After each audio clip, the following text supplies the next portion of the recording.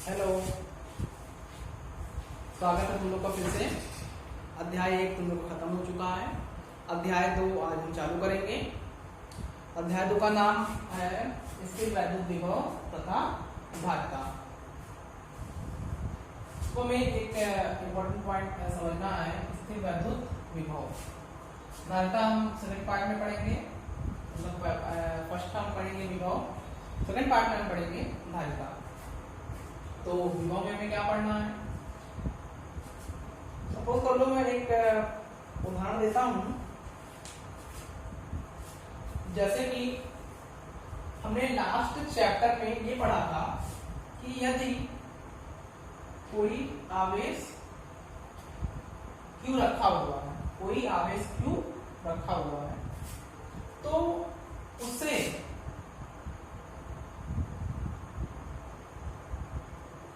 क्या निकल रही होगी?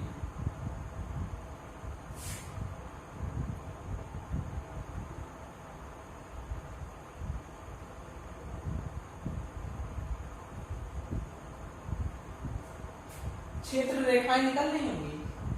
हम मान लेते हैं कि जो हमारा ये Q है ये पॉजिटिव नेचर का है।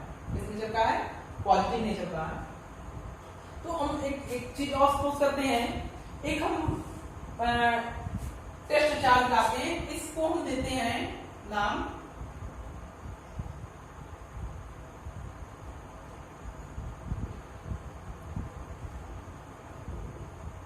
स्थायी आवेश, क्योंकि इसको हमने इसकी जगह पे क्या कर दिया है,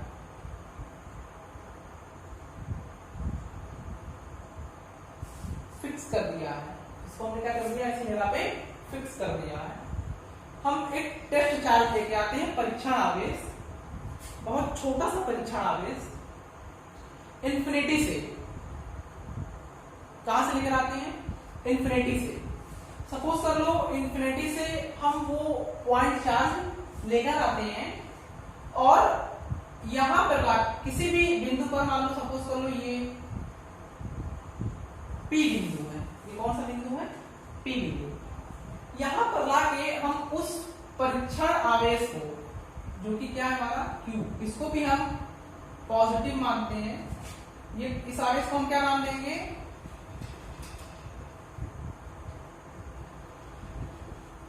परीक्षण आवेश।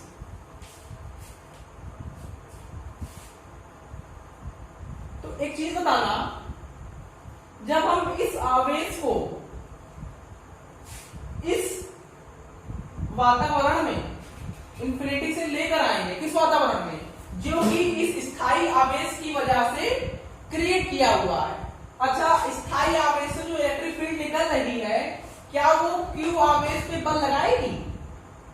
बिल्कुल बल लगाएगी। जैसे जैसे हम अनंत से किसी आवेश को इस Q के तरफ लेके आएंगे, उसके नजदीक लेके आएंगे, और जैसे जैसे नजदीक लाते जाएंगे, जैसे जैसे उसके नजदीक लाते जाएंगे, इन दोनों के बीच में लगने वाला बल प्रतिकर्षण के मान में क्या होती जाएगी? वृद्धि होती जाएगी। क्या होती जाएगी? इन दोनों के बीच का प्रतिकर्षण का मान बढ़ता जाएगा, यानी कि दोनों के बीच के बल का मान बढ़ता जाएगा। ठीक है। इस आवेश को लाएगा कौन? हम ही आप लाएंगे। अपने आप तो ये आएगा नहीं, क्योंकि ये भी धनात्मक है, ये भी धनात्मक है। और इसको कौन लाएगा? हम आप लाएंगे। तो सपोज कर लिया जाए कि लाने वाले के द्वारा किया गया कार्य, work done, W external. External मतलब क्या? जो बाहरी, मतलब सपोज कर लो मैं बाहरी हूं, मैं इस सिस्टम में कोई आवेश प्लस Q जो इसके द्वारा बनाया गया है, स्थायी आवेश के द्वारा, उसके सिस्टम में मैं परीक्षण आवेश को लेकर आता हूं। तो परीक्षण आवेश को लेकर आऊंगा तो ये इसको घुसने नहीं देगा, इसमें क्या लगाएगा? रिपल्सन लगाएगा, प्रतिकर्षण लगाएगा। लेकिन मैं इसको पकड़ के लाऊंगा इसके तरफ, धीरे धीरे धीरे धीरे धीरे धीरे लाऊंगा इन्फिनिटी से। क्यों मैं पकड़े क्यों? जैसे मैं छोड़ दूंगा वैसे ही ये प्लस Q इस स्मॉल वाले प्लस Q को क्या कर देगा? अपने से दूर घिस देगा। एक तरीके से कहा जाए कि मैं बल लगा रहा हूं, मतलब W एक्सटर्नल बल लगा रहा है। किसके विरुद्ध बल लगा रहा है?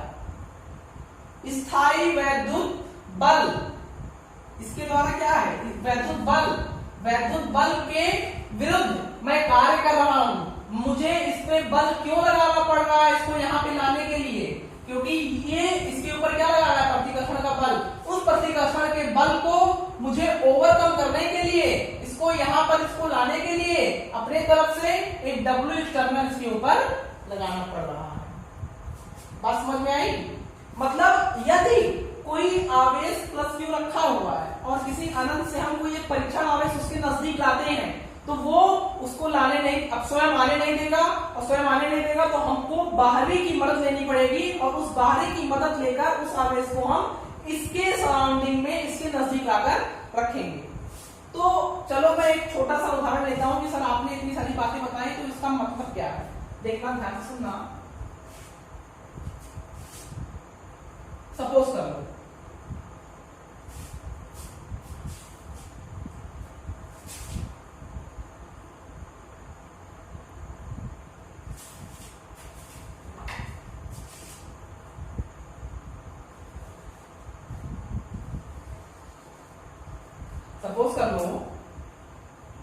बहुत ध्यान से समझना, बहुत आसान है बट थोड़ा सा समझना पड़ेगा पहले हमें।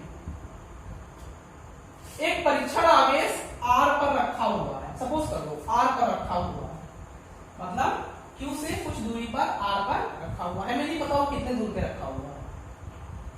हम उसको P पर ला रहे हैं, उसको क्या कर रहे हैं, P पर चलाकर ला रहे हैं। अब R पे रखा हुआ है, P पर चलाकर ला रहे हैं, तो भाई इस प्लस Q को जब हम यहां से चला के कहां लाएंगे, यहां पर लेकर आएंगे धीरे धीरे, तो हमें क्या करना पड़ेगा, ये वाला चार्ज जो इस चार्ज पे प्रतिकर्षण का बल लगा रहा है, उसके विरुद्ध हमें इस पे काम करना पड़ेगा। और जब किसी बल के विरुद्ध हम कार्य करते हैं, जब कोई बाह्य बल किसी बल के विरुद्ध कार्य करता है, तो उस जिसके ऊपर कार्य करता है उसके अंदर एक ऊर्जा संचयित हो जाती है। कौन सी ऊर्जा स्टोर हो जाती है, कौन सी ऊर्जा, स्थितिज ऊर्जा। तो यहीं से किसका कॉन्सेप्ट आ रहा है, स्थितिज ऊर्जा का कॉन्सेप्ट आ रहा है। अच्छा मैं बोल रहा हूं कि बताओ R से P की तरफ, R से P की तरफ कितना कार्य करना पड़ेगा, इसको W एक्सटर्नल को, W एक्सटर्नल को कितना कार्य करना पड़ेगा। जाना कक्षा 11 में वर्क पावर एनर्जी एक चैप्टर पढ़ा होगा, उसमें कार्य F डॉट dr, तो F का मान कितना है, F का मान कितना लिखोगे, इसके लिए F एक्सटर्नल, क्या लिखोगे, F एक्सटर्नल, जो इस आवेश पर हम लगा रहे हैं, किसके विरुद्ध, इसके द्वारा जो बल इतने दूरी पर लग रहा है। भाई देखो हमको F एक्सटर्नल क्यों लगाना पड़ रहा है, तो F एक्सटर्नल इसलिए लगाना पड़ रहा है क्योंकि जो Q है इस स्मॉल q पे प्रतिकर्षण का बल लगा रहा है। तो ये कौन सा बल है, F इलेक्ट्रोस्टैटिक्स, स्थिर वैद्युत बल, ये तुम्हारा कौन सा बल है, बाह्य बल। तो एक तरीके से देखा जाए तो F external is equal to minus of, क्योंकि F ई बल की दिशा उधर है, F एक्सटर्नल हम इधर लगा रहे हैं क्योंकि हमको आवेश को R से P की तरफ ले जाना है, माइनस ऑफ F ई। और भाई दोनों के परिमाण बराबर रखना, क्योंकि हमको इस चार्ज को R से P तक ले जाने के लिए एक चीज ध्यान रखनी है, क्या कि हम इस आवेश को बहुत स्लोली मूव कराएंगे, बहुत स्लोली, मतलब इतना ही हम F एक्सटर्नल लगाएंगे जितना Fe को बैलेंस कर ले जाए, मतलब हल्का सा हम बढ़ाते जाएंगे, हल्का हल्का, बहुत जरूरी नहीं कि झट से ले गए झट से ले आए, ऐसा करोगे तो यहाँ पे ये कॉन्सेप्ट तुम्हारा नहीं लगेगा। तो F एक्सटर्नल किसके बराबर हो गया, माइनस Fe के, तो F एक्सटर्नल, अच्छा डॉट प्रोडक्ट है तो मतलब cos थीटा, हम आवेश को ले इधर जा रहे हैं और बल भी इधर लगा रहे हैं, तो दोनों के बीच का कोण कितना है, थीटा बराबर 0 डिग्री, क्योंकि F भी इधर है एक्सटर्नल और हम चला भी चार्ज को इधर ही रहे हैं, तो दोनों के बीच का कोण कितना है, 0 1। तो cos 0 का मान कितना होगा 1। तो बेसिकली हम कह सकते हैं F एक्सटर्नल इंटू dr और cos 0 हटा देते हैं क्योंकि 1 हो गया। तो ये क्या आ गया R से P तक इस आवेश को ले जाने में जो हमको मेहनत करनी पड़ेगी, मतलब जो हमारे द्वारा कार्य किया जाएगा उसका मान आ गया। अच्छा एक बात मैंने अभी और बोली है कि जो कार्य हम अब एक बात सोचना, ऐसा सोचना कि प्लस क्यू को हम R से लाके P पे रख दें सपोज कर दो, तो जैसे ही हम P पर छोड़ेंगे लाके अगर मान लो हमने हटा दी तो ये आवेश क्या भागने लगेगा? बिल्कुल भागेगा। क्यों भागेगा? क्योंकि ये इसके ऊपर क्या लगाएगा? प्रतिकर्षण। अच्छा तो मैं ये कह सकता हूं कि जो हमने इस आवेश पर कार्य किया R से P तक ले जाने में, वो इसमें स्थितिज ऊर्जा के रूप में क्या हो गई? स्टोर हो गई। तो मैं एक पॉइंट और कहूंगा कि जो हमने कार्य किया है वो किसके बराबर है? उनके स्थितिज ऊर्जा के अंतर के बराबर है। मतलब final position UP minus U,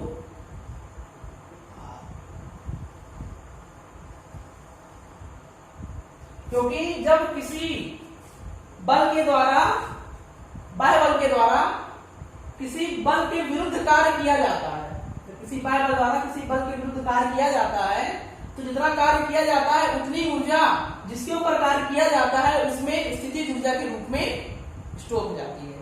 ये पॉइंट कक्षा 11 में हम पढ़े कंजर्वेशन ऑफ एनर्जी। ठीक है, तो ये दोनों पॉइंट हमें आना चाहिए। अच्छा अब एक चीज हमें समझनी होगी कि हमने अभी क्या पढ़ा है?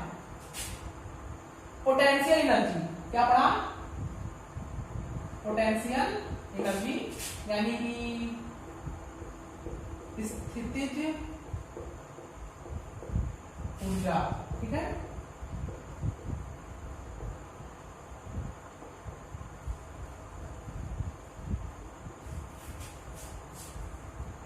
स्थितिज ऊर्जा। लेकिन हमको पढ़ना क्या है? वैद्युत विभव पढ़ना है। हमें क्या पढ़ना है? विभव। अब एक पॉइंट और समझना कि विभव क्या है। इसको हटा दूं?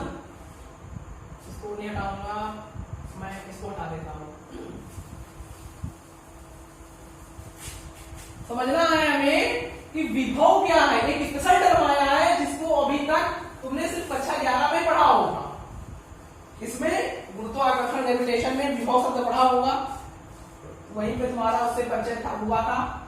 और विभव से भी नहीं, विभवांतर से हुआ होगा, क्योंकि किसी का विभव पोटेंशियल नहीं डिफाइंड है, सिर्फ विभवांतर पोटेंशियल डिफरेंस डिफाइंड है। तो विभव डिफाइंड ऐसे किया गया, विभव मतलब V डिफाइंड ऐसे किया गया कि भैया हम कोई परीक्षण आवेश Q इस स्थायी आवेश के क्षेत्र में ला रहे हैं और हमें कार्य करना पड़ रहा है WRP, मतलब R बिंदु से हम P बिंदु तक। हम अनंत से माने थे ना, तो अनंत से वाला दूसरा केस हो गया। अब यहाँ पे जो मैंने केस लेके सॉल्व किया है ये आपका एक अलग केस है। ठीक, ये मैंने एक आपको स्पेसिफाई चीज जो जेन्युइन चीज है जहां से इंफिनिटी की भी उत्पत्ति हुई है उसको मैंने यहां से लिखा है। मतलब इंफिनिटी का भी इस्तेमाल हम इसी में करेंगे, इंफिनिटी का भी इस्तेमाल हम इसी सूत्र से निकालने का प्रयास करेंगे कि इंफिनिटी पे पोटेंशियल क्या माने, क्या करें, कैसे विभव का मान ज्ञात हो। इसलिए मैं इंफिनिटी ना लेके R से P के लिए लिया हूं। मैं ले सकता था इंफिनिटी से P के लिए भी, लेकिन मैंने क्या लिया है? R से P के लिए, क्योंकि हमारा बेस यही है, यही सब चीजें हमारी स्टार्ट हो रही हैं। तो विभव के लिए हमको बताया गया, विभवांतर के लिए कि भैया देखो विभवांतर को डिफाइन कैसे किया? विभवांतर को डिफाइन ऐसे किया गया कि किसी बाह्य विद्युत क्षेत्र में, किसी बाह्य विद्युत क्षेत्र में मतलब कि इस Q के द्वारा सपोज करो कोई आवेश ला रहे हैं, कोई आवेश हम लेके आ रहे हैं, चलान बंद करके आ रहा है, तो जैसे ही वो इसके क्षेत्र में घुसेगा, इस Q के क्षेत्र में, उसके ऊपर क्या लगना चालू हो जाएगा? बल लगना चालू हो जाएगा, क्योंकि ये क्षेत्र क्या करेगा? उसके ऊपर FE लगाएगा। क्या लगाएगा? FE। कैसा बल? इलेक्ट्रोस्टैटिक फोर्स जैसा हमने पढ़ा है, विद्युत बल, उसके ऊपर क्या लगाना चालू कर देगा, विद्युत बल। तो वो चौंक जाएगा कि भैया हम किसके क्षेत्र में आ गए। तो परीक्षण आवेश को जब लेकर आओगे कहीं से भी, या सपोज कर लो अनंत से, तो उसके ऊपर क्या लगना चालू हो जाएगा, एक बल कार्यरत हो जाएगा। तो पोटेंशियल में बोला ये गया कि ठीक है, आप किसी बाह्य विद्युत क्षेत्र में परीक्षण आवेश लेकर आओ, लेकिन उस परीक्षण आवेश का मान 1 कूलाम होना चाहिए। मतलब बोला ये गया कि किसी स्थायी आवेश से r दूरी पर, किसी स्थायी आवेश के लिए r दूरी पर उसके विभवांतर का मान क्या होगा, या p से r से p के बीच का विभवांतर का मान क्या होगा। तो बोला ये गया कि जो भी कार्य किया जा रहा है, यदि हम उसको q से भाग दे दें, मतलब Vp माइनस Vr, ये तुम्हारा क्या हो गया, विभव। तो कार्य कितना करना पड़ रहा है हमको, ये तो करना पड़ा WRP, R से P तक लाने में परीक्षण आवेश को हमें कार्य कितना करना पड़ा, WRP बराबर किसके हैं, UP माइनस UR। बोला जा रहा है इस किए गए कार्य को हम उस आवेश से भाग दे देंगे। तो उस आवेश से भाग देने का मतलब सिर्फ यही हुआ कि जो परीक्षण आवेश है वो हमारा प्रति एकांक होना चाहिए। कैसा होना चाहिए, प्रति एकांक आवेश होना चाहिए। उसका मान कितना होना चाहिए, प्रति एकांक आवेश। तो प्रति एकांक आवेश का क्या मतलब है, सीधे सीधे एक गुलाम कहोगे तो Vp माइनस Vr हमारा क्या हो गया, UP माइनस Vr बटे Q। ये एक सूत्र है, इसको नोट कर लो। तो विभव को क्या कहोगे, नोट करना हो तो मैं बोल दे रहा हूं, बोर्ड पे लिख लो, मैं बोल दे रहा हूं, नोट भी कर लो। विभव को हम क्या बोल सकते हैं, अगर इच्छा है तो लिख लो विभव के लिए,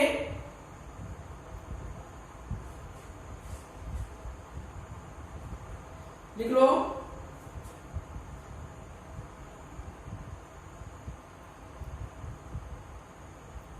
विभव को हम ऐसे डिफाइन करते हैं कि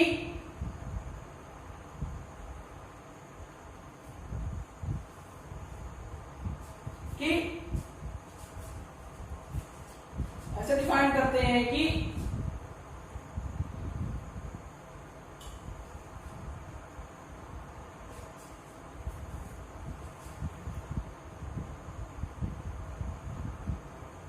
प्रति एकांक परीक्षण आवेश पर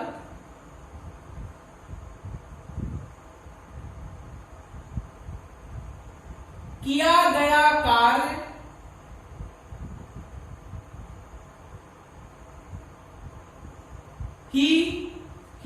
कार्य ही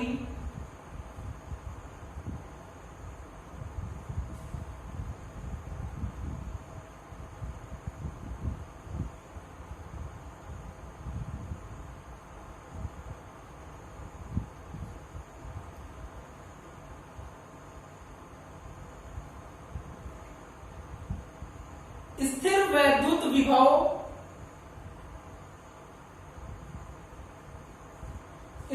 वैद्युत विभव का मान देता है।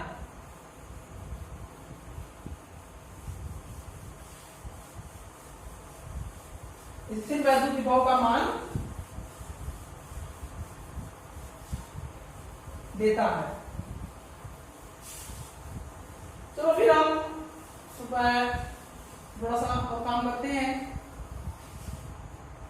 ये तो हमारे पास विभवांतर आया है ना, लेकिन हमको निकालना क्या है, देखो ये एक तरीके से देखा जाए तो विभवों के बीच में अंतर है, तो इसको हम क्या कहेंगे, विभवांतर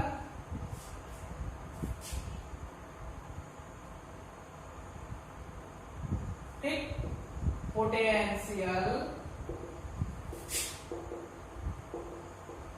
डिफरेंस। लेकिन हमें निकालना क्या है, पोटेंशियल कैलकुलेट करना है। क्या कैलकुलेट करना है, पोटेंशियल कैलकुलेट करना है।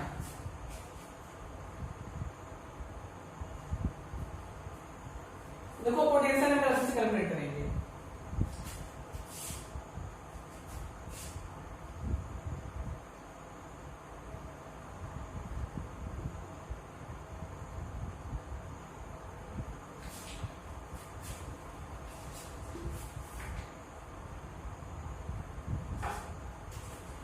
सपोज कर लो हम कोई आवेश Q लेते हैं, हेडिंग आ देते हैं यहाँ पे। चलो पहले इसको बना लेते हैं। कोई एक स्थायी आवेश कैपिटल Q लेते हैं और उससे r दूरी पर कोई परीक्षण आवेश जो कि कैसा होना चाहिए, एकांक, मतलब प्रति एकांक आवेश, मतलब एक, लेकिन वो कैसा रहेगा, वो भी पॉजिटिव, उसको हम लेकर आते हैं। कहां से लेकर आते हैं, इन्फिनिटी से लेकर आते हैं पॉइंट P पर। तो अब पूछा जाएगा इस Q का यहां पर पोटेंशियल बताइए, विभव बताइए। तो उसको डिराइव करते हैं हम। पहले हेडिंग डाल लो, हेडिंग डालो, बिंदु आवेश के कारण विभव, डाल लो हेडिंग।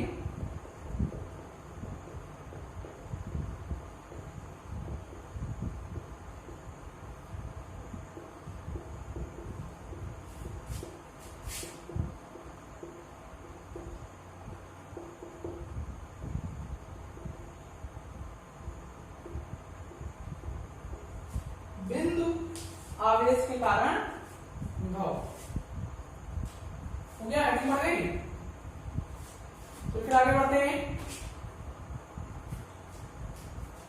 हमसे पूछा जाएगा Q से R दूरी पर P पे विभव का मान बताइए।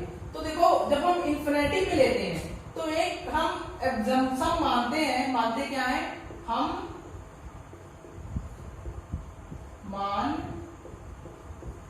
लेते हैं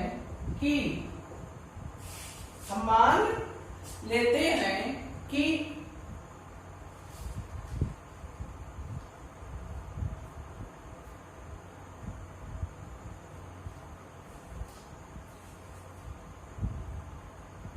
u एट इंफिनिटी बराबर 0। देखो ये हमने नहीं माना है, ये जो वैज्ञानिक है ना उन्होंने ही डिफाइन कर दिया था कि इंफिनिटी पे जो स्थिर वैद्युत स्थितिज ऊर्जा होगी उसका मान 0 होगा। तो अभी पॉइंट को हम R से P पे ला रहे थे ना, कहां से ला रहे थे, R से P पे। अब कहां से ला रहे हैं, इंफिनिटी से P पे ला रहे हैं, यही तो हो रहा है। तो इंफिनिटी से P पे ला रहे हैं तो कार्य में हमें कितना करना पड़ रहा है, वर्क हमें कितना करना पड़ रहा है, u p minus u r। तो u r u infinity r निकलता है इंफिनिटी, और u इंफिनिटी का मान कितना होता है तुम्हें पता ही है, अभी लिख ही दिया। तो u इंफिनिटी का मान कितना हो जाएगा, 0 बटे q बटे q। और यहाँ पर हमने q कितना लिया है, 1 कूलम लिया है, तो क्या आ गया यूपी बटे 1। और ये तो हमारा तरीके से कर जाए तो बन जाएगा। तो वर्क डन कितना आ गया, यूपी। तो अब वर्क डन निकालने के लिए हमें फोर्स लेना पड़ेगा कि यहाँ पे बल कितना लग रहा है इस 1 कूलम चार्ज पे, फिर उसको dr लेके डिफरेंशिएट करना पड़ेगा। तो डायरेक्टली जो रिजल्ट आएगा v due to q at r distance, वो मैं डायरेक्टली लिखता हूं kq अपॉन r, या अगर ऐसे ना लिखो तो ऐसे लिख लो q upon 4 pi epsilon naught r बराबर क्या आ गया v due to q at r distance. Formula में डायरेक्टली लिख दिया हूं,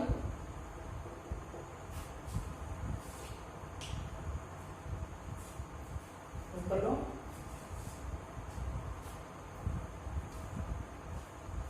तो जैसे हमने बताता हूं मैं इसको,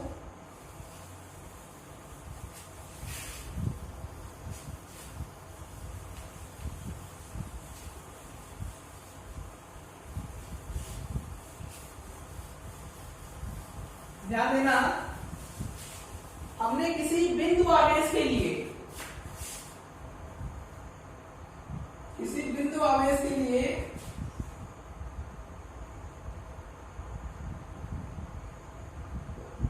आर दूरी पर ई का मान क्या पढ़ा था, के Q upon are square.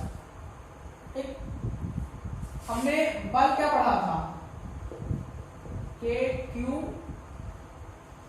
Upon are square, या के कह सकते हो के Q1 Q2 upon are square. मतलब एक आवेशी और जो आवेश यहाँ पे पॉइंट तक दिया जाए वो तुम्हारा स्मॉल क्यू या कह सकते हो Q2 हो जाएगा। ये आवेश तो फिक्स है तुम्हारा। ठीक, और पॉज कर दिया मैंने, इसको बता दूं समझ गए होगी बात, लेकिन बताना जरूरी है भैया, कहीं कहीं तुम लोग कंफ्यूज हो जाते हो, फिर वही कंफ्यूजन जो है बड़ी तकलीफ देती है। तुम्हें देती है, जब तुम्हें देगी तो मुझे भी देगी, क्योंकि समय खराब होता है।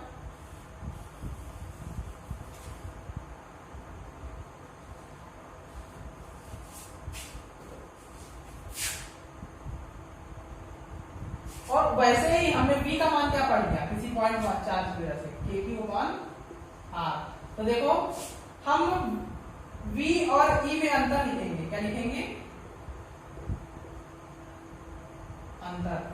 v और e में क्या अंतर लिखेंगे, एक चीज देखना,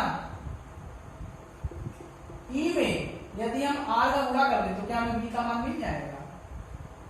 तो करके देखते हैं, e क्या है, के क्यू अपॉन आर स्क्वायर, इसमें हम r का गुणा करते हैं, तो जैसे r गुणा करेंगे तो एक r से एक r कटेगा, तो क्या आ गया, के क्यू अपॉन आर, और वो किसके बराबर है, देखो v के बराबर है। तो पोटेंशियल मतलब यानी कि विभव और क्षेत्र के बीच में हमें एक क्या मिल गया, संबंध मिल गया। क्या मिल गया, एक संबंध मिल गया। ठीक, चलो फिर आगे बढ़ते हैं। एक आप क्वेश्चन करते हैं तो बहुत अच्छे से समझ में आएगा, क्वेश्चन लगाना मस्ट है। अच्छा, विभव है क्या, विभव भी किया गया कार्य ही है, लेकिन किस पे, वो जो आवेश लाया जा रहा है वो आवेश का मान क्या होना चाहिए, एकांक। क्या होना चाहिए, एकांक होना चाहिए। चलो हम एक उदाहरण देखते हैं, कोई बढ़िया सा एक एग्जांपल करते हैं।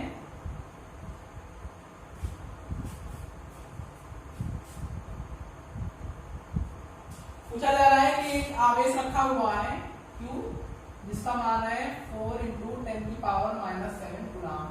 उससे 9 सेंटीमीटर दूरी पर V का मान पूछ रहा है, क्या होगा, निकाल लोगे, बिल्कुल निकालेंगे। सर कैसे निकालेंगे, देखो ये बराबर क्या कर दोगे, k मतलब 1/4π डायरेक्ट का वैल्यू 9 × 10⁻9। ठीक, क्यू कितना है, 4 × 10⁻7 बटे r 9 सेंटीमीटर, इसको मीटर में चेंज करेंगे तो 0.09 मीटर, 0.09 मीटर।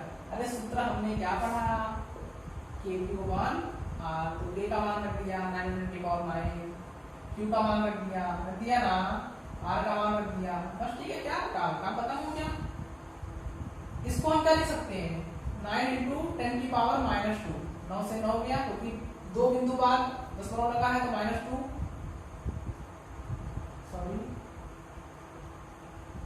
मैंने यहाँ काट दिया था, तो फिर 4 अकेले 4 बचा 10⁻9 -7, ये -2 ऊपर जाएगा तो क्या हो जाएगा, +2, क्या हो गया 4 × 10⁻, 9 2 11, 11 के साथ गया 4, तो क्या आ गया 4 × 10⁴ वोल्ट। ठीक, ये तुम्हारा किसका मान आ गया, V का मान, समझ में आ गया। चलो फिर इसी, ये तुम्हारा था एग्जांपल नंबर 1 का A पार्ट। अब एग्जाम्पल नंबर 1 का हम बी पार्ट देखते हैं। बी पार्ट क्या हुआ दिया हुआ है,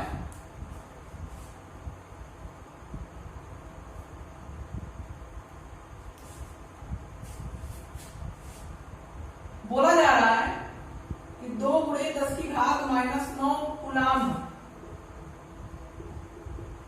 के आवेश को यदि हम इंफिनिटी से, बिंदु हमने पी मानी थी, बिंदु पी पर लाए, तो बिंदु पी मतलब क्या, कितना दूर है वो कैपिटल क्यू से, बिंदु पी पर लाए, तो बताओ वर्क डन क्या होगा। तो भैया वर्क डन क्या था, चलो वर्क डन नहीं, हम देखते हैं कि विभव क्या था। विभव क्या था, विभव यही था भैया कि एकांक आवेश के लिए, लेकिन आप एकांक आवेश नहीं ला रहे हैं, कितना आवेश ला रहे हैं, इतना। तो उस वर्क डन को निकालने के लिए हम विभव में किसका गुणा कर देंगे, क्यू का गुणा कर देंगे। तो क्यू एकांक आवेश के लिए आता है विभव, विभव भी तो किया गया कार्य ही है, लेकिन एकांक आवेश के लिए था ना, लेकिन हमको निकालना किसके लिए, इतने आवेश के लिए। तो विभव का मान पहले से निकला हुआ है, गुणे क्यू कर देंगे। तो विभव का मान कितना है, v 4 × 10⁻⁴, और क्यू का मान कितना है, 2 × 10⁻⁻, कितना आ गया, 4 दूनी 8 × 4 - 9 10⁻⁵, जो तुम्हारा क्या आ गया, वर्क डन।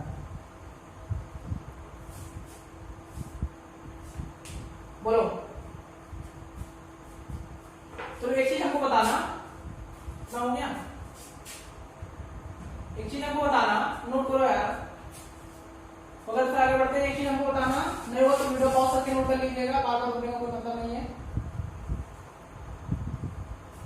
बताना हमको ये कि हम इंफिनिटी से, सपोज इंफिनिटी छोड़ो, इंफिनिटी तो बहुत दूर हो जाएगा, तो सामने देखिए उसमें मान लो आर से हम पी पे किसी क्यू चार्ज को क्या कर रहे हैं, ले जा रहे हैं, कहां पर, पी पर, क्या कर रहे हैं,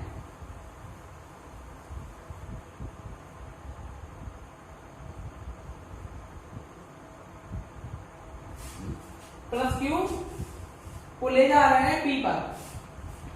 अच्छा, तो पी पर हम ऐसे ले जाए, सबसे छोटी डिस्प्लेसमेंट, या ऐसे ले जाए, या ऐसे ले जाए,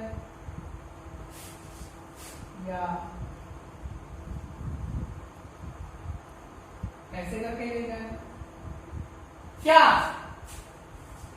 किए गए कार्य का मान अलग अलग आएगा, क्या किए गए कार्य का मान अलग अलग आएगा, नहीं आएगा, क्योंकि W एक्सटर्नल जो बाहरी बल कार्य कर रहा है उसका मान किस, यूपी माइनस यूआर, मतलब सिर्फ P पे कितना स्थितिज ऊर्जा है और R पे कितनी स्थितिज ऊर्जा है, डायरेक्टली दोनों को हटा दे रहा है, तो R से P चाहे जहां से घूम के आओ उसका मान इस पे पाथ पे डिपेंड नहीं करेगा, मतलब इसके द्वारा किया गया कार्य कैसा होगा, पाथ इंडिपेंडेंट होगा, पाथ इंडिपेंडेंट मतलब उसके रास्ते पर निर्भर नहीं करेगा तुम कहां से आवेश को ले जा रहे हो, क्योंकि हमको मतलब किससे है, फाइनल से और इनिशियल से।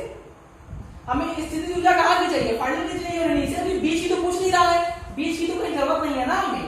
तो इसलिए जो कार्य हमें करना पड़ेगा किसी परीक्षण आवेश को ले जाने के लिए किसी बाहरी विद्युत क्षेत्र के उसी बाहरी विद्युत क्षेत्र में, तो उसके जो कार्य हम कर रहे हैं उसका मान पाथ पर, रास्ते पर निर्भर नहीं करेगा कि उस आवेश को तुम किस रास्ते से लेकर गए थे। ये पॉइंट इंपॉर्टेंट था, ठीक।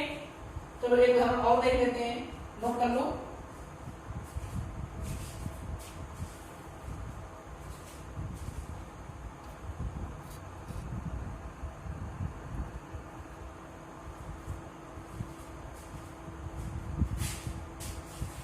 हो गया।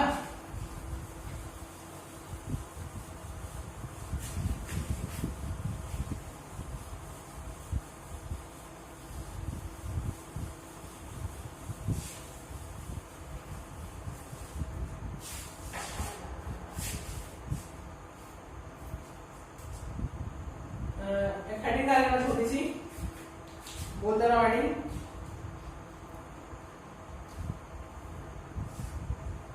आवेशों के निकाय के कारण विभव लिख दे रहा हूं, चलो लिख दो। आवेशों के निकाय के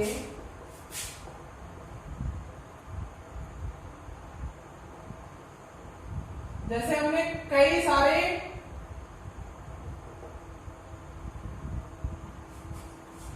विद्युत क्षेत्र लास्ट चैप्टर में आपको जब हमने विद्युत क्षेत्र में पढ़ा था तो कई सारे आवेश लिए थे और उसकी वजह से किसी बिंदु पर क्षेत्र का मान निकाले थे या बल का मान निकाले थे। तो वैसे किसका निकालेंगे, विभव का मान भी निकालेंगे। सपोज कर लेते हैं Q1 Q2 ज्यादा नहीं लेते हैं, 3 ही ले लेते हैं। बिंदु P पे हमसे पूछा जा रहा है कि विभव का मान बताओ। इसकी दूरी R1 मान लो, इसकी दूरी R2 मान लो, इसकी दूरी R3 मान लो। भैया देखो जो विभव है वो वेक्टर क्वांटिटी तो है नहीं, सदिश राशि तो है नहीं, उसकी कोई दिशा तो है नहीं। तो दिशा नहीं है तो हम क्या करेंगे, डायरेक्टली इसकी वजह से पॉइंट P पे, इसकी वजह से पॉइंट P पे, इसकी वजह से पॉइंट P पे निकाल के ऐड कर देंगे। मतलब V at P क्या हो जाएगा, V1 plus V2 plus V3। देखो हमने कहीं दिशा तो बताई नहीं विभव में, विभव कोई दिशा तो है नहीं, तो Vp का मान क्या हो जाएगा V1 तो K Q1 upon R1, V2 K Q2 upon R2। देखो देख लो क्या, फिर K Q3 अपॉन R3, ये तुम्हारा क्या हो गया, विभवांतर, सॉरी विभव। इस पे बिंदु P पर क्या आ गया, विभव। इसकी वजह से इन तीनों आवेश की वजह से बिंदु P पर विभव है। चलो मैं छोटा सा उदाहरण देता हूं। 5 माइक्रोकूलम का आवेश रखा है और एक पॉइंट O है और यहां पर रखा हुआ है -5 माइक्रोकूलम का आवेश। पूछ रहा है V at O बताओ। V at O बताओ। कुछ नहीं करेंगे सर, बिल्कुल कोई दिक्कत नहीं है। दूरी तो दे दीजिए तब तो बताएंगे। दूरी दूं या ना दूं तुम R मान लो, दूरी दूं या ना दूं तुम क्या मान लो, R मान लो। ठीक, तो माइक्रो कूलम हटा दो, कूलम लिख दूं, माइक्रो फाइबर लिखने का क्या मतलब है। माइक्रो लिखने से कोई तकलीफ नहीं, 10 की पावर -6 लगनी है बस, लेकिन हम चाहते हैं वो भी क्या करने लगा है। तो V at O का मान क्या होगा, इसको मान लो Q1, इसको मान लो Q2। दूरी दोनों की बराबर है, दूरी दोनों की बराबर है R। तो V due to 1, V due to 2, तो V1 का मान क्या होगा, K Q1 बटे R प्लस K Q2 बटे R। अच्छा K same, R same, R same, K same, Q1 का मान 5, Q2 का मान -5। ले भैया देखो क्या होगा,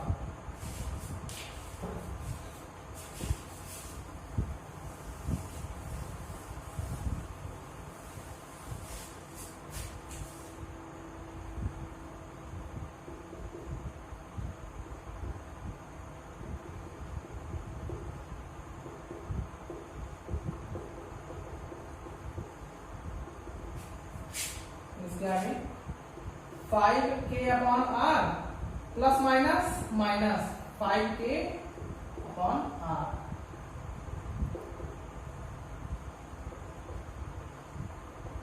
आ गया? तो समझ पाए? तो इलेक्ट्रिक फील्ड में हमने लास्ट चैप्टर में आवेश का चिन्ह नहीं रखा था, दिशा से हम निकालते थे, लेकिन यहाँ पर दिशा नहीं निकालनी है, हमें डायरेक्टली चिन्ह सही रख के क्या कर देना है, जोड़ देना है। तो विभव में एक चीज हमारे लिए प्लस पॉइंट है कि टेंशन नहीं लेना है, विभव को डायरेक्टली करके हमें जोड़ देना है। तो उम्मीद करता हूं कि चीजें समझ में आई होंगी, उम्मीद करता हूं कि चीजें समझ में आई होंगी। ठीक है, 100% नहीं तो फिर भी कोशिश करना कि ज्यादा से ज्यादा चीजें समझ में आए, 70-80% तक समझ में चीजें आनी चाहिए। जो चीज ना समझ में आए, जैसा कि कई बच्चों ने पूछा था ग्रुप पे, अपनी समस्या डाली थी, हमने उनसे संपर्क किया है और उनकी दिक्कतों को दूर कर दिया है, वो बिल्कुल संतुष्ट है। तो वैसे भी आप भी बिल्कुल पीछे मत हटिए, लाभ उठाइए और जहां भी जो चीजें ना समझ में आ रही हो उसको करिए, मेहनत करिए, मेहनत करने से पीछे ना हटिए। Thank you.